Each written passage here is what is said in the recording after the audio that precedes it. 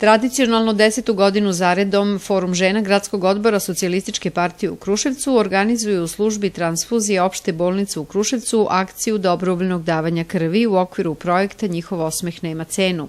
I veoma smo ponosni na veliki broj dobrovoljnih davalaca krvi, posebno mladih ljudi kojih je sve više, kaže predsjednica Foruma žena Jelena Đorđević. Poseban akcenat, pošto smo sa akcijama dobrovoljnog davanja i krvi počele sa radom našeg humanitarnog udruženja, bacimo baš na ovu granu jednog, ja mislim da je ovo najhumaniji čin koji bilo ko od nas može da učini, jer zaista jedna jedinica krvi može nekom da spasi život i da, učini jedno dobro delo.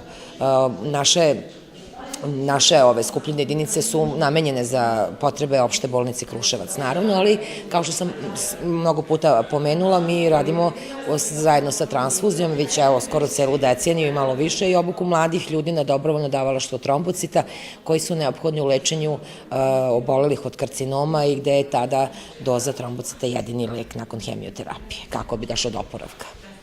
Odaziv je dobar, zadovoljni ste i vi ste dali krv, kao i uvek, je li tako? Da, ja dajem krv na svakoj akciji, hvala Bogu. Nemam nikakvih zdravstvenih problema koji bi uticali na to da li mogu da dam krv ili ne. Ja se zaista, ovom prilikom pozivam sve naše građane, naše sugrađane, prijatelje, svi koji su u mogućnosti, koji su zdravi, neka dođu ovde, bukvalno treba izdvojiti 10 minuta da se proveri čisto jedno zdravstveno stanje, hemoglobin i da se da krv, to zaista sve traje manje od pola sata. Ovom prilikom prikupljeno je 35 jedinica krvi.